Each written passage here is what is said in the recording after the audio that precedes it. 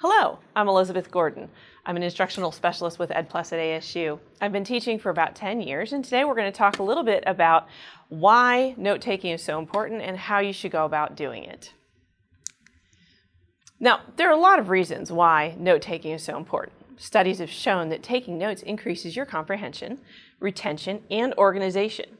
Note-taking can also help provide clarification and understanding of visual or auditory concepts.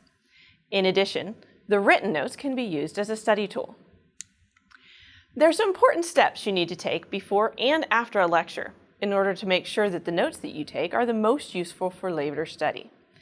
First of all, do the assigned readings before the class to get a preview of what is to come. Make sure you turn off your phone, social media, and other technology which may distract you from listening and taking notes. For in-person classes, arrive a few minutes early so that you're able to sit close to the front of the class where you can see the teacher clearly and have an unobstructed view of the board, projector, or visuals.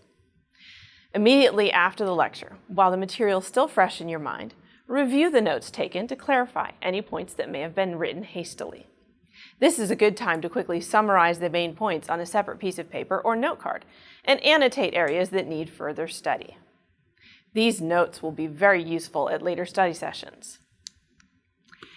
Reviewing your notes at a later date is very important to ensure that the information learned moves into your long-term memory. As you can see on this chart, immediately after completing a reading or listening to a lecture, students have achieved 100% learning. However, just a day later, students lose 50 to 80% of what was learned. By day 30, without reviewing their notes, students only retain 2 to 3% of the information learned. This is called the curve of forgetting. In contrast, if a student studies for just 10 minutes a day on day 1 and day 2, he or she will retain the information. By day 7, it only takes 5 minutes of review time to retain the information. With routine reviews by day 30, the student can review the information for only 2 to 4 minutes and still retain the information as they begin to move into the long-term memory. So, how do you take notes? In observing many different students taking notes, a lot of students try to write the lecture or visuals verbatim. This leads to frustration because usually people speak faster than they can write or type. So the best way to take notes is to look or listen for clues as to what is important in the text or in the lectures. In text or PowerPoints, the most important text is usually highlighted or bolded, or you can note the titles of paragraphs. Usually, at the end of a text or lecture, there's a summary of the most important information. Additionally, text and lectures often contain diagrams, pictures, or real-world examples that allude to what is most important. If you don't understand any of these, highlight them in your notes so that you can ask your professor, teacher's assistants, or classmates, or perhaps search in the class materials later for a different explanation.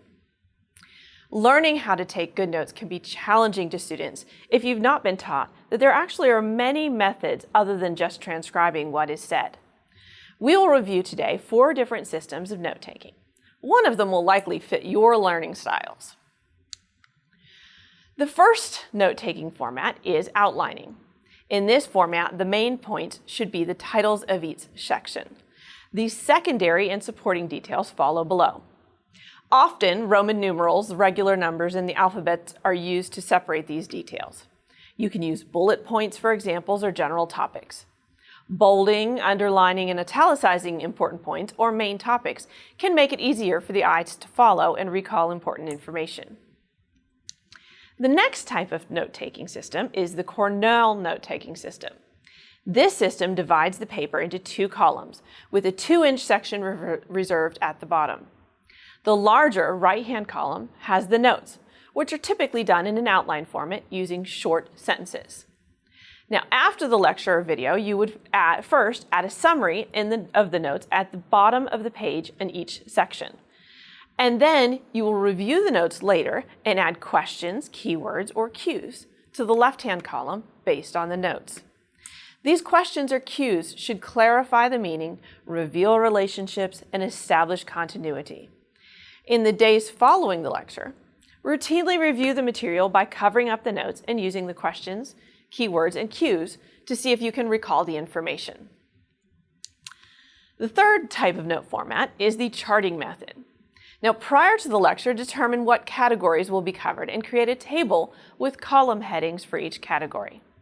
In the top row, important information such as theory, who invented it, when it occurred, and the citation are shown, as you can see in this example.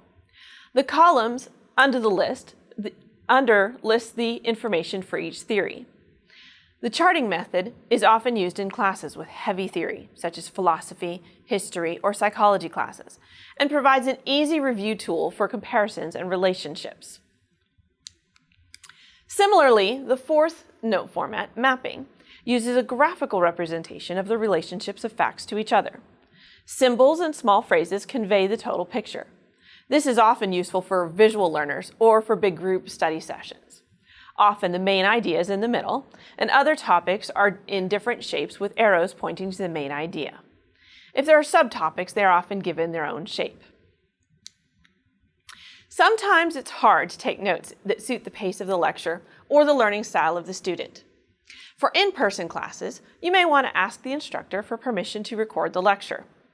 With online video lectures, it's a little easier as you have the ability to pause the video and rewatch portions that confuse you, or simply to reinforce concepts that were introduced in the course materials. Really though, the most important factor in choosing a note-taking system is making it work for you. Whichever system you choose, remember, the action of writing down notes is only the first step on the road to academic success. The next step is taking the time to study those notes and is even more important to achieving your academic goals.